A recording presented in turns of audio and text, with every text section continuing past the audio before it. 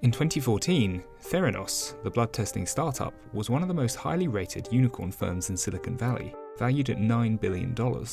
And Elizabeth Holmes, the founder, who had been compared to Steve Jobs, was one of the world's youngest self-made billionaires.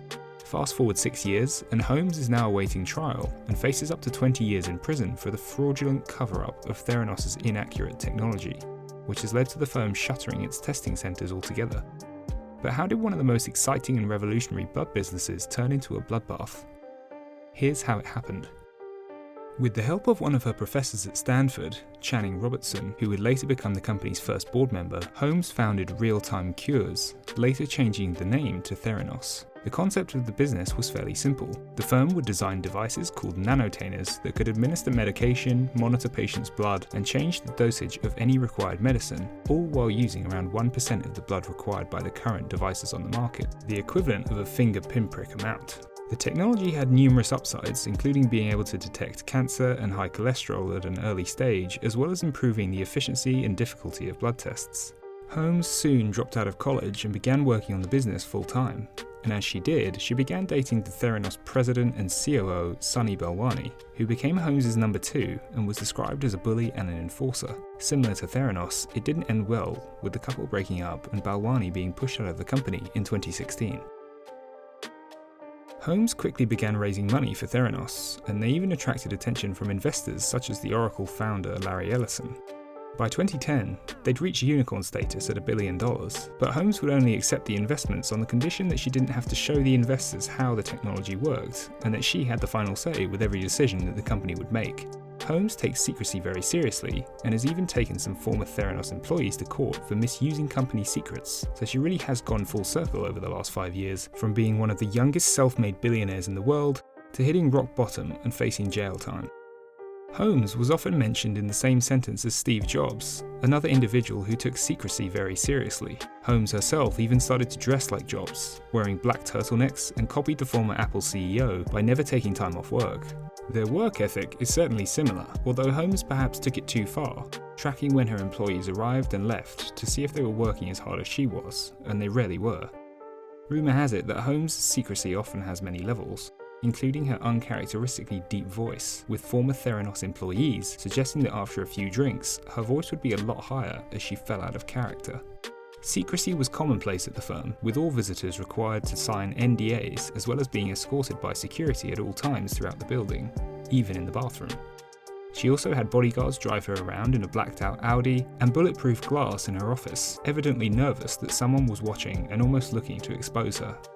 Despite a lack of confidence from the Theranos board in 2008, who sought someone with more experience to be CEO, Holmes truly became the face of the company, as she often appeared on magazine covers, gave public speeches, and appeared on panels alongside other well-known faces, including Alibaba founder Jack Ma, as well as Bill Clinton.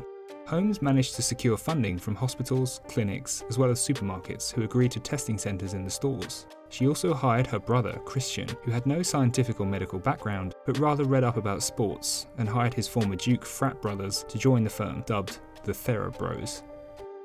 The turning point for the company came when chief scientist for Theranos, Ian Gibbons, suggested that the tests weren't ready for the public, and that there were a number of inaccuracies, often complaining about the technology, and he was fired in 2010. Ian sadly died of suicide in 2013, just before he was due to testify against the firm in court. The response from Theranos? An email from a Theranos lawyer requesting that his wife return his company laptop and any confidential information he might have had. The technology had also never been submitted for peer review in medical journals, and Holmes' comments surrounding the key details were always comically vague. The Wall Street Journal then wrote an article outlining the struggles and exaggerated capabilities of its technology.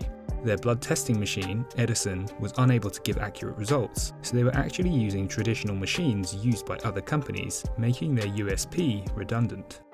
In 2016, the FDA, Medicare, and the SEC were all investigating Theranos and found that the firm was creating immediate jeopardy to patient health and safety, as well as mishandling complaints, failing to audit suppliers, and that the design had not been properly tested.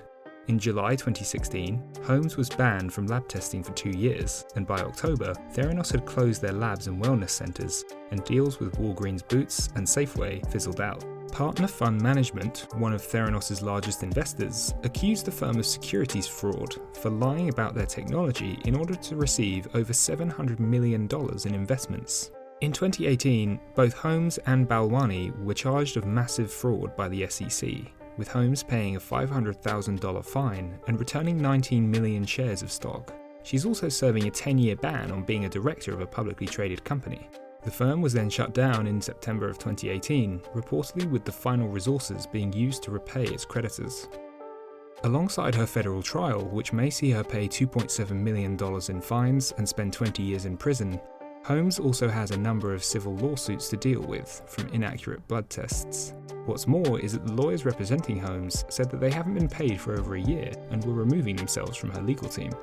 The Theranos story has been well documented in other films and books, such as Bad Blood, The Inventor, and The Dropout, and will likely add a film to that list, with Jennifer Lawrence rumoured to be the star of Holmes' downfall. That's how it happened.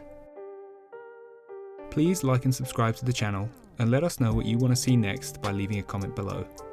Thanks for watching.